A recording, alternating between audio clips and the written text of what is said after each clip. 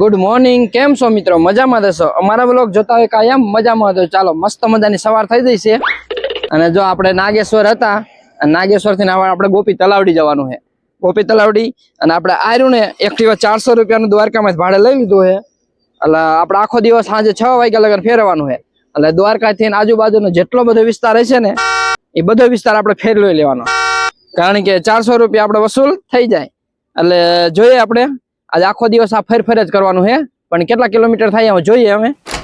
એટલે જો નાગેશ્વરના દર્શન થઈ ગયા અને હવે જઈશું આપણે ગોપી તલાવડી. જોઈ લો નાગેશ્વર જય ભોળાનાથ. આપણે અહીં દર્શન કરી લીધા ને હવે જઈશું ગોપી તલાવડી. એટલે આપણે અહીંથી દ્વારકાથી આવ્યા હતા અને હવે જઈશું ગોપી તલાવડી. તો ચાલો અમારા વિડીયો બન્યા રહીજો કન્ટિન્યુ. જય માતાજી બધાને. ચાલો અમારી મર્સિડીઝ લઈને ઉપડશું અમે. આ અમારી મર્સિડીઝ છે, જોઈ લો. એક્ટિવા એટલે મર્સિડીઝ કહેવાય આપણી માટે. અહીંયા કારણે આપણે અલગ વિસ્તારમાં આપણા બીજા જિલ્લામાં દર્શન કરવા આવતા હોય એટલે આપણી માટે મર્સિડીઝ કહેવાય. જોઈએ હવે. હે હરી તું હે ગાડું મારું ક્યાં લઈ જાય, કાઈ ન જાણું રે. હે કાઈ ન જાણું રે, કાઈ ન જાણો. હે હરી તું એ ગાડું મારું ક્યાં લઈ જાય, એ કાઈ ન જાણું રે. જય માતાજી બધાને. હે ગાયો ના હે ગોવાડિયા, જટ ગાયો લઈને આવો જો. જ્યારે ગોપીઓ છેલ્લી વાર જે કૃષ્ણને મળવા આવી ત્યારે ગોપી તલાવડીએ મળવા આવી હતી અને ત્યારે ગીત કેવું ગાય? હે રાધિકા હે રાસે રમવાને વેલી આવજે રે. હે રાધિકા રાસે રમવાને વેલી આવજે રે. જો આ બાજુ કઈક આવો સૂકો વિસ્તાર જેવો છે. અત્યારે વરસાદના કારણે થોડીક લીલોતરી દેખાય છે. બાકી આ બાજુ કઈ તમને મોટું ઝાડવું કે આમ મોટા મોટા પહાડ જેવું તમને જોવા ન મળે આ બાજુ. એટલે અહીં કઈક આવું જ જોવા મળે. જોઈ લો. ચલો ફાઇનલી આપણે ગોપી તલાવડી પહોંચી ગયા છીએ. જોઈ લો કઈક ત્યાંનું આવું વાતાવરણ છે અને આવું એનું દ્રશ્ય ચાલુ થાય છે કે આજુબાજુ બધી રેસ્ટોરન્ટ છે, દુકાનો છે, હોટલ છે, બધું જો તમે જોઈ શકો છો.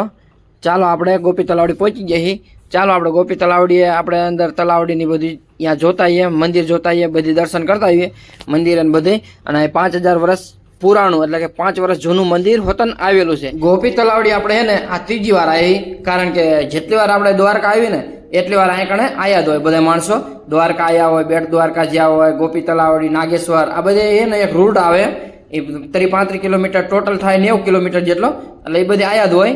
આ કયું હોય ગોપીનાથ મંદિર દ્વારકાથી 20 કિલોમીટરના અંતર આવેલું. અને જે આપણે નાગેશ્વર હમણાં ગયા હતા ને ત્યાં નાગેશ્વરથી 5 કિલોમીટરના અંતરે આ ગોપી તલાવડી આવેલું છે. ચાલો આપણે ગોપીનાથ મંદિર આ બાજુ છે, ગોપી તલાવડી આ બાજુ છે. 5000 પુરાના તીર્થધામ એટલે કે 5000 વર્ષ પહેલાનું આ મંદિર છે. આપણે ત્યાં જઈએ. ચાલો. હર હર મહાદેવ મહાદેવ. જે આપણે ગોપી તલાવડીની વાત કરતા ને આપણે ગોપી તલાવડીએ પહોંચી ગયા છીએ. જો આજે આ બધી રેની ગોપી તલાવડી છે અને અંદર બતકોને ઉતારે છે. ગોપી તલાવડી એ દ્વારકાથી 20 કિલોમીટર દૂર અને બેટ દ્વારકા જતા રસ્તામાં નાગેશ્વર જ્યોતિર્લિંગ આવે ત્યાંથી 5 કિલોમીટર દૂર આવેલી છે. અને આ પવિત્ર એક તલાવ છે. ગોપી ચંદન નામની તેની સુંવાળી પીઢી માટે અને ભગવાન શ્રી કૃષ્ણ અને ગોપીઓ સાથે તેના ઊંડા સંબંધો છે. ઇતિહાસ એવું કહે છે કે દંતકથા કહે છે કે વૃંદાવનની ગોપીઓ પહેલી વાર જ્યારે ભગવાન શ્રી કૃષ્ણને મળવા આવી તો દ્વારકા આવી હતી ત્યારે અહીંયા રાસલીલા કરી હતી. તલાવની પડખે એક અર્જુન કુંડ આવેલો છે. જો એ આયરો ની અર્જુન કુંડ છે જે તલાવની પડખે જ આવેલો છે, મંદિરની બરોબર સામે જ. દિવ્ય નૃત્ય પછી ગોપીઓ પોતાના જીવનનો માટીમાં સમર્પિત કરી દીધા અને પૃથ્વી સાથે ભળી ગયા, જેનાથી સ્થાનિક માટી પીળી થઈ ગઈ હતી. એટલે કે ગોપીચંદનની માટે કહેવામાં આવે છે. યાત્રાળુઓ અને મુલાકાતીઓ તળાવના તળિયામાંથી આ પવિત્ર પીળી માટી એકત્રિત કરે છે અને એવું માનીને કે તેમાં પવિત્ર અહીંયા હિલિંગ ગુણધર્મો છે. ચાલો 5000 વર્ષ પુરાણાની આવી કઈ કહાની હતી, પણ ચાલો આપણે મંદિરે આપણે દર્શન કરતા આવી. ચાલો. જય કાળિયા ઠાકર, જય દ્વારકાધીશ. ચાલો મિત્રો, આ મંદિર હતું કંઈક 5000 વર્ષ જૂનું. એટલે આવી રીતની કંઈક કહાની હતી. જો અહીંયા કાનોડાના વસ્ત્રો કે જેવો શણગાર સજેલા એવા બધા કપડા મળે છે બધા. જો ચાલો હજી એવા નાના મંદિર તો આ બાજુ ઘણા બધા છે. ચાલો એ જૂના જ મંદિર બધા છે, કારણ કે વર્ષો પહેલાના મંદિરો છે. આપણે અહીંયા જોતા આવીએ હારે હારે. એટલે આ બધા પડખે બાજુ તલાવ જે ગોપી તલાવડી છે ને એની આજુબાજુ જો ગોપી તલાવડીની બાજુમાં બધે આ તલાવ પ્રવેશ દ્વાર રામકા તરતા પથ્થર કહેવામાં આવે છે, એવું કંઈક છે આગળ. ચાલો આપણે જોતા આવીએ બધી. જો આ કંઈક આવા જૂનવાડી મંદિર છે, પ્રવેશ દ્વાર, આ કૃષ્ણ મંદિર, મત્સ્ય મંદિર, આ ઘણા બધા મંદિર છે. જો મુખ્ય મંદિર અહીંયા છે, 5000 સાલ પુરાના મંદિર. આ બધા અલગ અલગ મંદિર પડખે પડખે બનાવ્યા હોય ને, એટલે અત્યારે એ ગોપી તલાવડીની ફરતી બાજુ આવા અલગ અલગ મંદિર બધા છે કૃષ્ણ ભગવાનના. જો અહીંયા ભોલેશ્વર મહાદેવ મંદિર છે.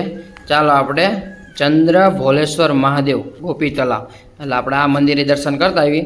ચાલો હર હર મહાદેવ મહાદેવ ભોલેશ્વર મહાદેવ. જ્યાં ગોપી તલાવડીની આજુબાજુ ઇતિહાસ છે ને જૂનામાં જૂનો, એ આપણે જે ગોપી તલાવડીને છે ને અહીંયા 5000 વર્ષ પુરાના મંદિર હતા. અને આ બધા જૂના મંદિર જ છે ઘણા બધા, પણ આપણે જોઈ લો આ બધા મંદિર જ છે, જૂના જ મંદિરો છે, કોઈ એકય નવા નથી. ચાલો આપણે ગોપી તલાવડીના, કૃષ્ણ ભગવાનના, દ્વારકાધીશના બધાના દર્શન કરી લીધા.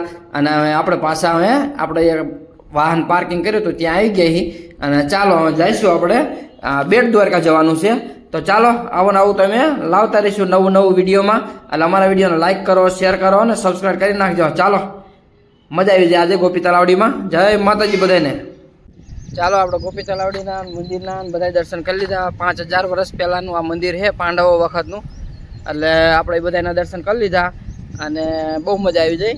કંઈક આ જૂનો ઇતિહાસ બહુ ઘણો બધો છે આમાં, એટલે મજા આવી એમ. ચાલો આજે એક્ટિવા ભાઈનું લઈ લીધું છે 400 રૂપિયાનું ભાડે. એટલે આખું દ્વારકા ફરવાનું જ છે આજે. જોઈ લો આ બાજુનું કંઈક જો આવું ગામ છે, આ બધું જો ઓલી કણે સ્કૂલ છે, એવું બધું છે આ બાજુ. અને આપણે મંદિરના દર્શન, અહીંયા ધર્મશાળા છે, મંદિર શાળા, ત્યાં હું લખ્યો આયુષ્યમાન મંદિર શાળા એવું કંઈક લખેલું છે. ચાલો હવે આવું તો અમે કંઈક ને કંઈક નવું નવું લાવતા રહીશું. ચાલો અમારા વિડીયો ગમે તો લાઈક કરો, શેર કરો અને સબસ્ક્રાઈબ કરો. ચાલો મળશું નવા વિડીયોમાં, ત્યાં સુધી જય માતાજી, જય શ્રી કૃષ્ણ, બાય બાય.